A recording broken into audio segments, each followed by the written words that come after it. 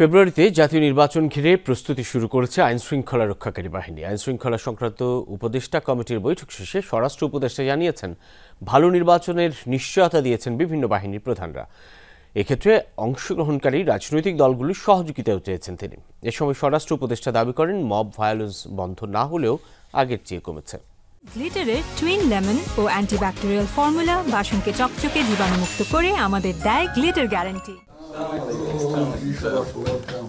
ফেব্রুয়ারিতে জাতীয় সংসদ নির্বাচন নিয়ে একমত হয়েছে অন্তর্বর্তী সরকার, বিএনপি সহ বেশিরভাগ দল। বড় ধরনের বিরোধিতা নেই জামায়াত ও এনসিপিরও।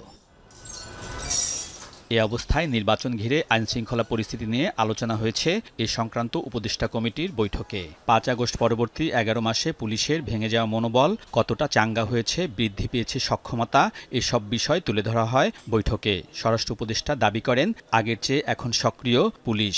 ভালো নির্বাচন উপহার দিতে চান তারা। কিভাবে আমাদের আইন শৃঙ্খলা পরিস্থিতি ভালো রাখা যায় এবং ভালো থাকে এই ব্যাপারে আলোচনা হয়েছে এবং আমাদের এখানে মোটামুটি সব বাহিনী প্রধানরা একটা এনশিওর করছে যে ওই সময় পরিস্থিতি ভালো থাকবে।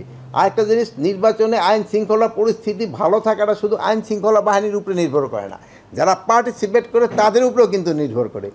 স্বরাষ্ট্র উপদেষ্টা কথা বলেছেন মব ভায়োলেন্স নিয়েও। এর আগে কোনো ধরনের মব ভায়োলেন্সকে প্রশ্রয় দেওয়া হবে না বলে সতর্ক করেছেন ডিএমপি কমিশনার। এই ঘটনায় একজন অ্যারেস্ট আছে এবং আমরা একটা মামলাও নিচ্ছি যাতে এই ধরনের ঘটনা না ঘটে, যেটা বলা যায় যে মব জাস্টিস। আমরা মব জাস্টিস অ্যালাউ করতেছি না। আমার অফিসাররাও ১-২টি ক্ষেত্রে সঠিক সিদ্ধান্ত না নেওয়ার কারণে আমি তাদেরকে সাসপেন্ড করছি, তাদের বিরুদ্ধে শাস্তিমূলক ব্যবস্থা নিচ্ছি।